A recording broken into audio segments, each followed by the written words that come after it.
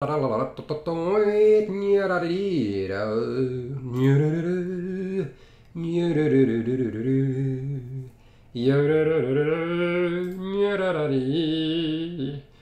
on, you know you can do it. You know you can do it. Right, there it is.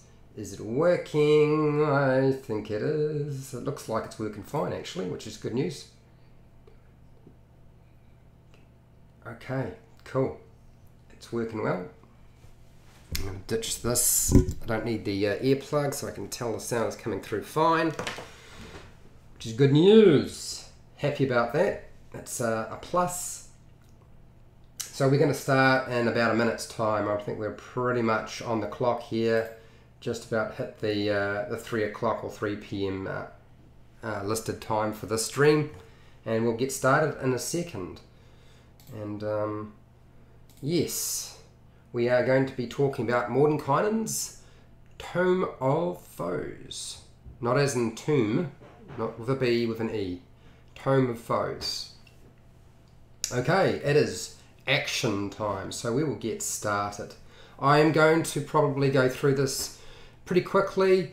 You are welcome to ask questions and post comments in the chat. By all means, you can do that as we go, but I'm going to open it up like I always do at the end of the stream so people can ask questions, but also to maybe speculate on what we can expect, because there's probably more to be released in terms of what we can see in the book as the months and weeks pass by. So it's not going to be the end of it just because we're just because it's been announced. There'll be probably a slow drip of information over the few months that we're here. Anyway, let us get on with things. It is action time. Hi, my name is Fred Wheeler, and today I want to talk about Dungeons & Dragons 5e and the new released announcement that Mordenkainen's Tome of Foes, this is the new book that will be available. It's a supplement, it's not an adventure book, and it's going to be available pretty shortly in a few months. It's for Dungeon Masters and players. It's going to come in a hardcover book like most of the books that they have been releasing. It's 256 pages of information, and that is going to include new monsters. Yes, new monsters. And I have been told that it's not necessarily going to be just a standard monster manual. That's not their intention. It has quite a lot of other information. So new monsters, new races for you to play. It's going to be set, will give you a lot of setting information about the multiverse, a lot of information about planar travel, the different planes that are available. So we don't have to worry about the Forgotten Realms, because hopefully in this book they'll be pretty much forgotten and we'll deal with everything else except the Forgotten Realms. It's going to talk about the schism between the other races. This is sort of the battle that takes place, the conflict that is between various different races within the multiverse. So that would be the Drow and the Elves, the Githyanki and the Githzera, the Dwarves and the Duergar, and it's also going to go into a lot of detail around the blood war between the demons and the devils, and this is supposed to take up quite a chunk of the book. The lore focuses on conflicts in the history of the multiverse. So this is what they've been trying to do, is come up with a way of giving you a planar travel book of some kind in a form that both players and dungeon masters will purchase. There will be a standard and a limited cover for both books, just like previous books that have been released. The limited cover, which you can see right now, will be released on the 18th of May 2018, and this limited cover will be available on WPN game stores or at Wizards of the Coast supported stores, because that's usually how it works. The standard cover, this is going to be available to everybody on the 29th of May 2018, which is of course this year. And it's going to follow a similar pattern to Volo's Guide to Monsters, for those of you who are unaware. So right now you can see the standard version of the cover that will be available for release on the 29th of May 2018. So it's pretty exciting stuff. I know that a lot of people want to sort of know exactly what is the gist of it. So I did a little bit of homework and sat down and tried to figure out everything that you might need to know. And I had to sort of compile it from various sources. So Mordenkainen is a powerful wizard that used to be played by Gary Gygax. And that sounds like, well, that sounds cool. Well, this character is played by Gary Gygax. The story around Mordenkainen is that he played the character when he got an opportunity to play. It became an NPC eventually. It got to a high enough level, and then when TSR took over, he lost the rights and control over the character, unfortunately, which is a bit sad, I have to say. So this book is supposed to have 130 plus pages of creature stat blocks. That is a lot of stat blocks. It's pretty awesome that they've got so many. I'm quite glad that they have actually included. So look, it's not supposed to be a monster manual, but it certainly sounds like it's going to have a lot of monsters in it. And these monsters are going to be high level monsters, creatures, and NPCs. So when it says foes in the title, I think it's talking about high level villains, which is very exciting. There's going to be a wide range of different creatures. The fluff information is going to be near the beginning of the book, I believe, and it's going to revolve around the common races. So they're going to give you a lot of fluff and background on the common races, and this is supposed to help players and dungeon masters sort of weave their characters or NPCs into the story as you play through. There are going to be completely brand new monsters, which I'm glad to hear, because we were hoping to see something a little bit different, not the same old stuff we've always seen before, so that's good news. There's also going to be a DM or Dungeon Master mechanical tool that you can add to your stat blocks. It doesn't matter what type of creature it is, you can add it in at a particular date whenever you want to, and you can include it into any kind of stat block. So these are sort of like mechanical features. I think the best way you can understand this is it's going to be the section of the Dungeon Master's Guide, where you have the monster creation section, and there's a couple of pages worth of special monster traits and abilities or features, and I think that's what they're going to provide you in Mordenkainen's Tome of Foes. Very, very cool. I'm glad that they've included that. On top of that, you're going to get fluff on the Shadowfell and of course all the other planes. I don't know at this present time exactly how much additional information on the planes and where the focus will be, but my understanding is the intention is that they're going to do quite a bit of it, which is good news. It's really good news. There's going to be player options for the Tiefling. So if you want to play Tiefling, whatever the heck you want to, I mean, however you pronounce it, they are going to include player options you can use in your game. There's going to be information on the little known conflict between the halflings and the gnomes. We're going to get monster stat blocks in the book, and the ones that I know of are the ones that I've sort of plucked out of some of the podcasts and live streams. But what they have specifically stated is we will be seeing devils, and we will be seeing archdevils. So the higher level devils, the ones that you really want to use as your major mastermind or villain.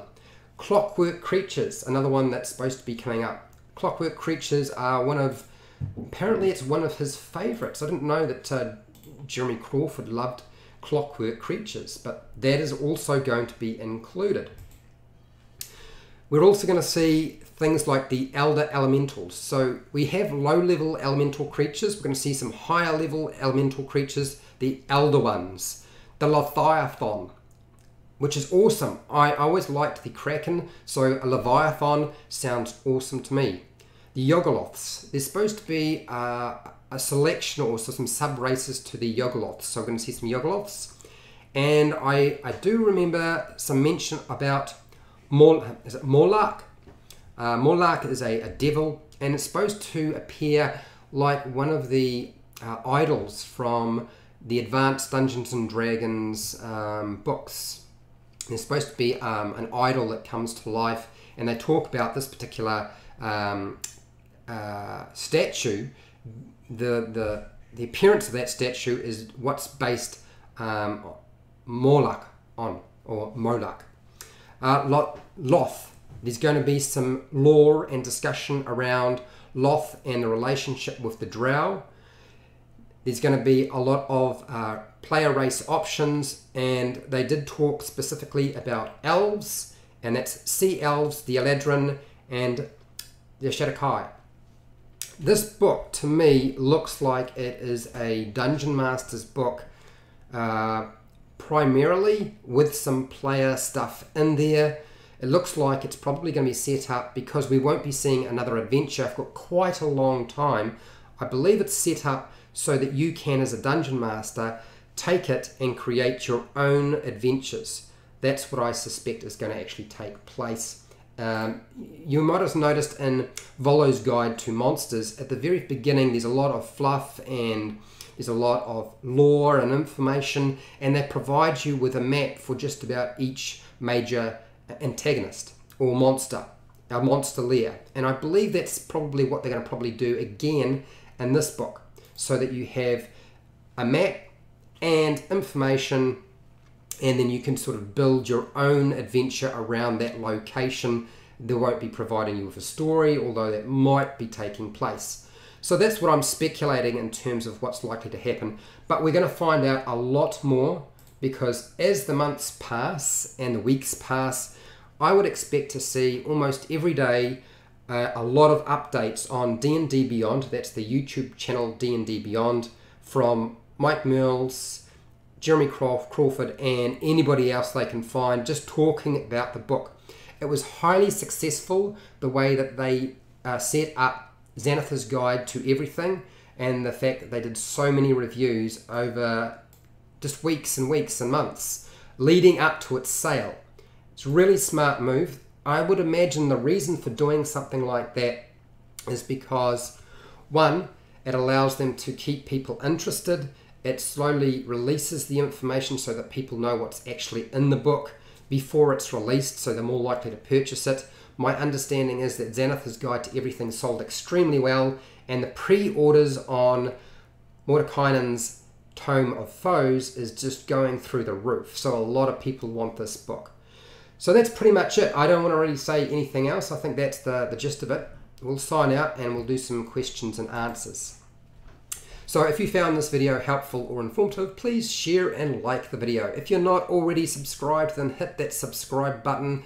And if you go to my channel, beside the subscribe button is a button that looks like a bell, and you press that thing and it gives you occasional notifications, lets you know when a new video has been uploaded to my channel. It also lets you know when I'm going live stream.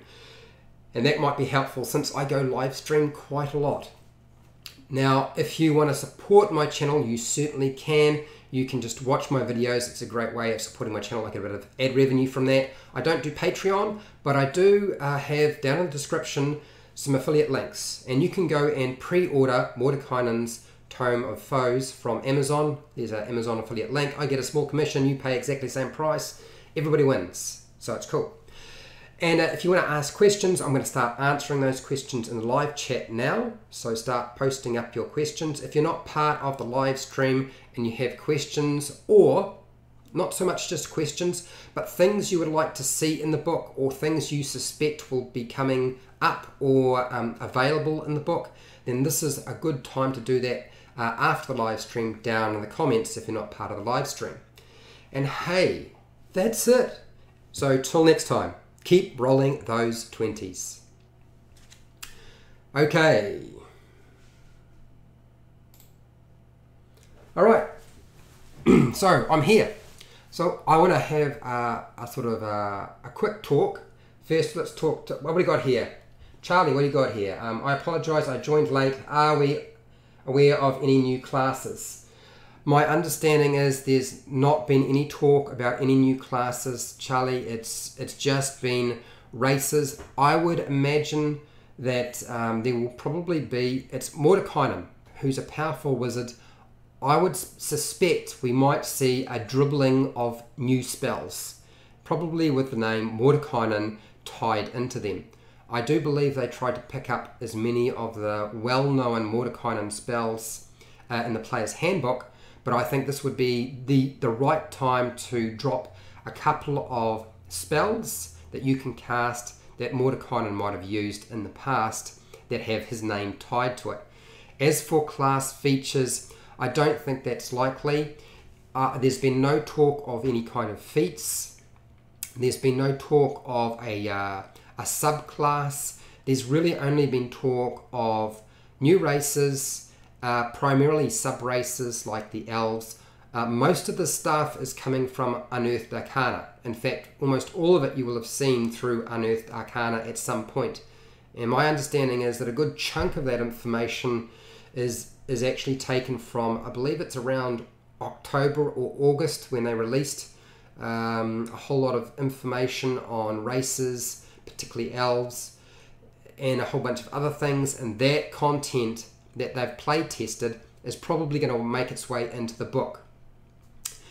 What I do know is that there is plenty of, well, it's really, look, they've tried not to call it a monster manual, but I feel like at least half the book, it's 256 pages, and at least 130 pages, if not more, are monster stat blocks, or NPC stat blocks, or creature stat blocks. So that means it really is, almost half of it is a monster manual. And the other half is going to be fluff and information, and they'll obviously drop a little bit of information in there, a little bit of stuff for players to try out, just to capture that part of the market. Their strategy for selling their books right now has been very clever. Whether we like it or not, it's getting people to buy these books in vast amounts, and they don't have to punch out a book every month. They put out 3 books a year, and they make more than enough money off that. The Player's Handbook is still a bestseller, and each book that they put out that they do really well with becomes a bestseller on Amazon. It's crazy. So I don't see too many other questions. Charlie's posed his question. I've answered that. My feeling is that we won't just see... Mordenkainen is all about balance. And you will have seen probably a whole lot of information from people about Mordenkainen and his belief that maintaining the balance of power between evil and good, not necessarily just evil and good, but anybody. He doesn't want anybody to dominate the entire multiverse in some way. So he's always manipulating things, trying to make sure that nobody sort of holds sway over the entire multiverse or the entire world. So given that, I think we won't just see evil or neutral monsters, creatures, or NPCs in Mordenkainen's Tome of Foes. I think what we'll see is Mordenkainen could have an enemy who is lawful good. So I think we will honestly see the introduction of some high-level characters or monsters that have not got an evil alignment. Where you've got options to sort of use maybe even the X-Archers of some of the gods. I think that is really what we're looking at. I mean, that's what you have laid out when you see that multiverse diagram, which I wish I had. If I had put that up, or if I had that prepared, I'd put it up for you. I think that is really what they're going to focus on and trying to encapsulate all of that. Okay, we've got some questions here. Charlie, awesome, I'm excited. Time to pre-order. Yeah, and look, you can pre-order down in the description that I talked about if you wanted to. It's an affiliate link, so remember I get a cut, but you pay the same price. Or you don't need to do it, you can go through somebody else, that's fine too. Grim DM. The good thing about these higher level monsters is even if not usable as an opponent in lower level campaigns, they can still be used as an overarching villain that the party runs into multiple times. Look, Grim, you're exactly right. And this is why I think they've done it. People have been asking for higher level monsters, NPCs and creatures. I think like masterminds who can be the focus of their story. Because every time we get a new adventure book out, we get one mastermind. We might get a few sort of lower level villains, but they're not sort of like the big mastermind. So now you have the opportunity to start traveling the astral sea, journeying to different planes. There's supposed to be the release of 2 new adventures near the end of the year. I don't know what they are. One is sort of codenamed Catacombs, and there's been speculation that's going to be Undermountain, an adventure set in Undermountain. I don't know why Tales from the Yawning Portal wasn't Undermountain, but never mind. There's also another one that is, I can't remember what it's titled, but there's speculation that it might be a planar travel adventure that sort of jumps different worlds. And I think that Chris Perkins almost accidentally dropped it in a video. I was looking at somebody else's podcast and then watching what he was doing, and I think Greg cut him off because he was giving away too much information. I think the blood war between the demons and the devils is actually going to be one of the adventures. Don't know, just speculation near the end of the year. So yes, very exciting. All right. Okay, what do we got here? Grim DM, monsters and foes. Yes, definitely. I think that's one of the great ideas about a book like this is, look, the books that I have, the most books that I have are always the monster manuals. They're always the ones with monsters or NPCs. I've got the Tome of Beasts from Kobold Press. I've got 3 of the monster manuals from Dungeons and Dragons 4E. I really wish I hadn't given away my Advanced Dungeons and Dragons monster manual. That was like so stupid. If I could get it back, I would. But it's too late now. It's done. And of course, I've got the monster manual for Dungeons and Dragons 5E. I never picked up the 3.5 one. I was only a player. I never really dungeon mastered 3.5 or even version 3. And even though I played Pathfinder, I never bought the book. I just felt like it was just too heavy to cart around and rather expensive. It also sort of felt like a dungeon master and a player book as well. So pretty exciting. There don't seem to be too many more questions regarding Mordenkainen. Is there anything that people were sort of hoping would be in this book? I think that things like classes, new spells, feats are always going to be the things that players want to see show up. And there was no talk of new backgrounds, but I suspect that if you're going to do a book that's based around traveling different worlds, that there will probably be 1 or 2 backgrounds that you can include into your setting just because it will make more sense.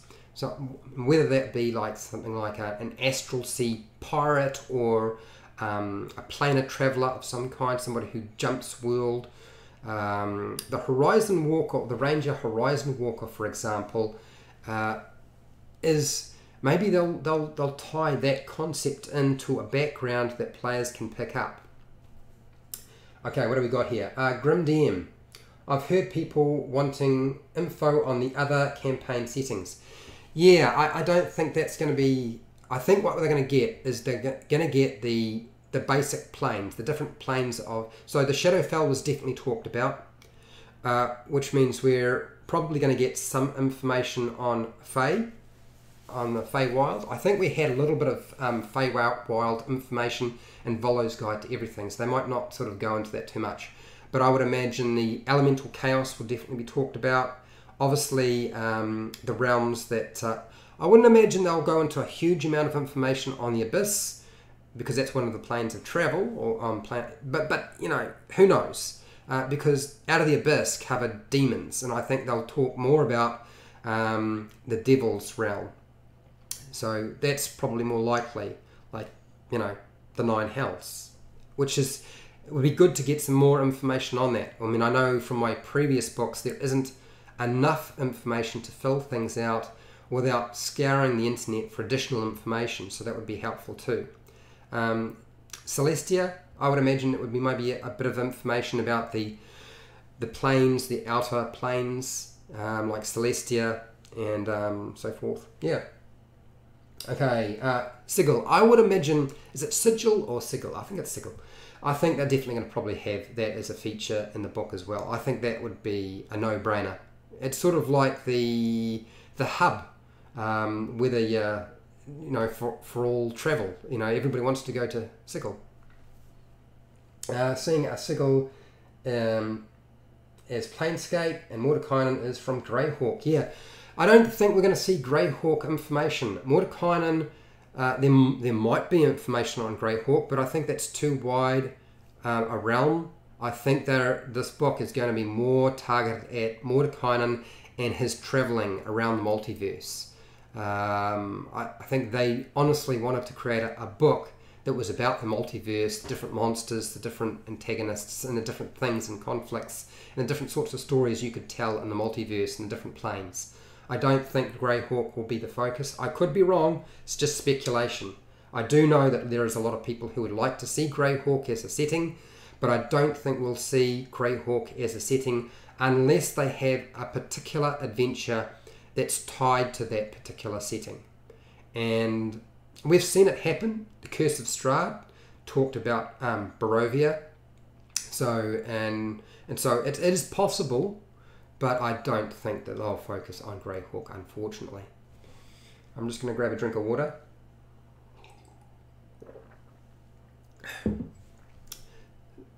So, any more questions? Any more speculation about what might be coming up in Mordenkainen's Tome of Foes? Grim, what do you got here? Grim DM. I would love to see him showcase foes from other campaign settings, even if it doesn't elaborate on the campaign setting in themselves. Yeah, I think a lot of people would. I know that I really think that Eberron would do well, but I don't think they'll do Eberron as a campaign in Mordenkainen's Tome of Foes. I think if they're going to do Eberron, it'll be around a story that's set in Eberron. And I would imagine that a jumping point would be something like the Forgotten Realms, and then you could go to Eberron, or there's some sort of link in some way. Because you notice that even with something like the Curse of Strahd, they started in the Forgotten Realms, and then they talked about, well, if you're running in different campaigns, how you can tie the Curse of Strahd into that. I think that's quite likely. I think that's definitely a possibility if they were to do a book like that. But Mordenkainen's Tome of Foes, I think, is more about the different villains and foes that you can face across the multiverse if you're doing planar travel. Not much else there. Okay. Pardon me. Oh, I've got the burpees.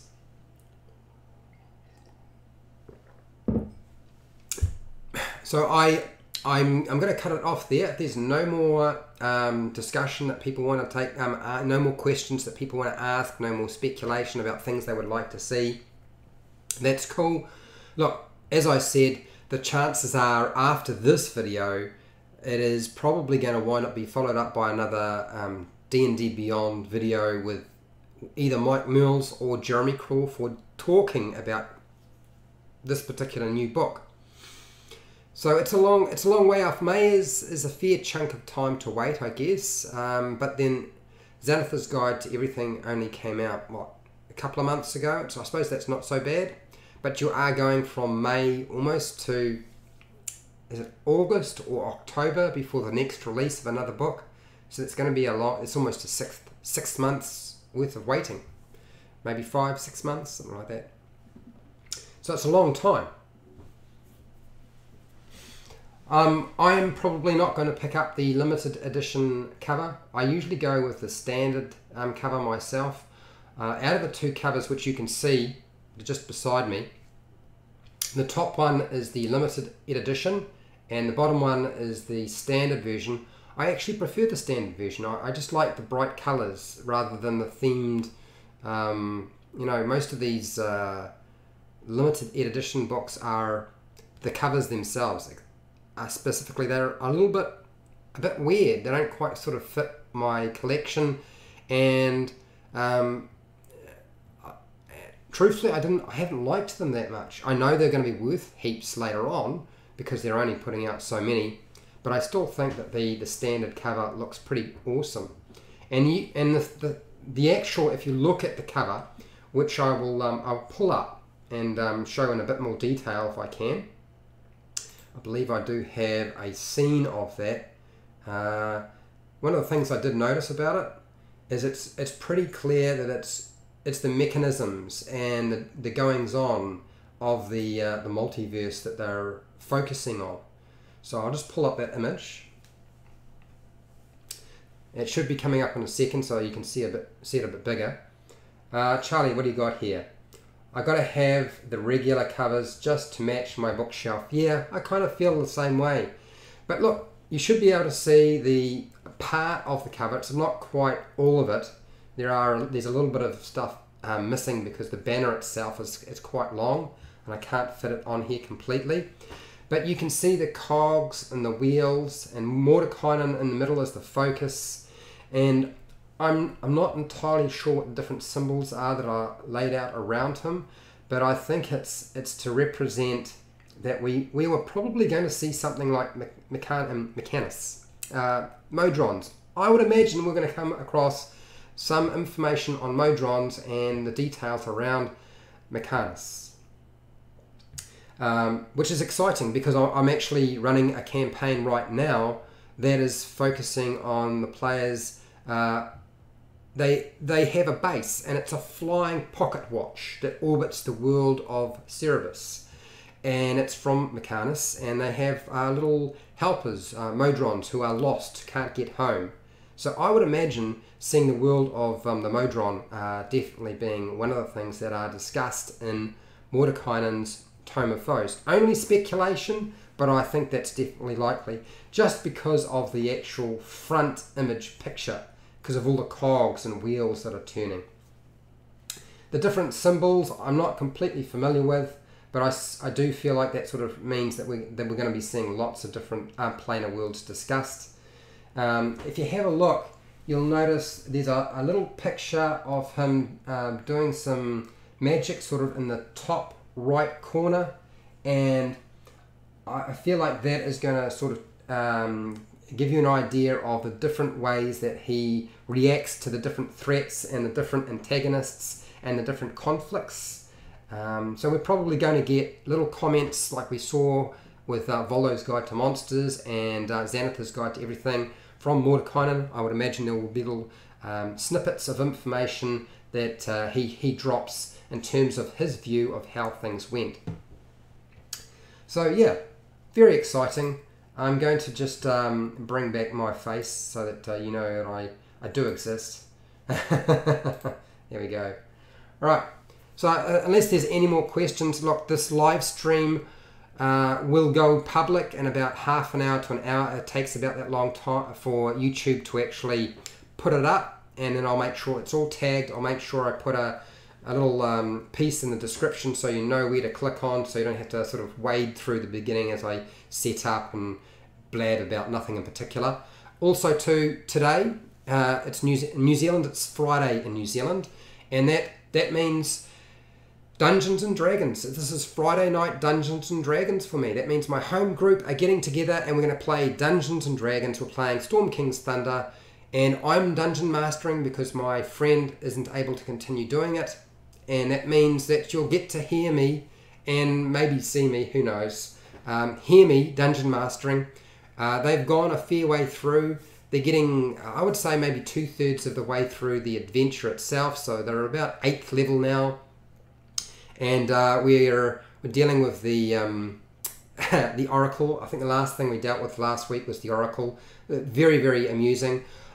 I'm not putting this up on Facebook or on YouTube, my D&D or Friday night D&D game that's going to be live with my home group. It will be on Twitch TV. You can find the channel name in the About section of my YouTube channel. I now have a Twitch channel. It's called Frederick Wheeler 129. It will get changed to How to D&D. So if you want to watch us, that's 7:30 p.m. through to 11 p.m. New Zealand Standard Time, Friday, which is today for me. So if you want to join us, I know a lot of people will probably be asleep. I will warn you now though, the reason I'm not putting it on YouTube is because I would get demonetized and my channel would just go down the toilet. It's not suitable for kids, adults only, okay? The group, they swear, they say inappropriate things. Yes, they are very funny, they're very loud and boisterous, and you might get treated to a history lesson. if that happens, I'll try to bring out the monsters so you don't have to suffer that too much. But I know one of my players, he used to be the dungeon master, and he loves talking about history. So you might get a history lesson. I will try to pull the monsters out, make something happen if that happens, because he can go on for a while. And his belief has always been that it's good for everybody to listen. But yeah, that means Kirsty should be playing today. John Paul will be playing, and Simon. Hannah won't be able to join us because Hannah is playing in a LARP game on the weekend, so she's busy prepping for that. But she will be back probably in a couple of weeks. So yeah, if you want to watch us, and I know a lot of people wanted to see the live stream game that I was putting up, you are welcome to join us, as I said, on today, which is Friday, New Zealand Standard Time, 7:30 p.m. through to 11 p.m. I would say that there is definitely going to be some very inappropriate comments. I'm so thankful that Twitter is Twitch TV is not as strict as YouTube. We can get away with a lot more. So that's good news. All right, so I'm going to leave it there. I think we have talked all we need to about this. There are no more questions about Mordenkainen's Tome of Foes, which is fine. And yeah, join us. Come and see how we play the game. As I said, it's more of it's more podcast style than us seeing our faces, because it'll all be coming off my cell phone. I don't have a portable rig. I have to travel for about an hour to the location to actually go and run the game. So that's part of the issue, why I run it off my phone. So I'll be pointing it at the table, at the miniatures. And you know my collection is expansive, so there's bound to be some action. You might even see a few miniatures you haven't seen before. And yeah, you'll also get an opportunity to see how we play the game. Alright, that seems to be about it. I think it's time to call it quits. And you guys all have a great day or night or morning. Go have some food, go get some sleep, go back to work. Whatever it is you need to do. Go watch another video. That's always great. And I'll see you next time. I'll see you later.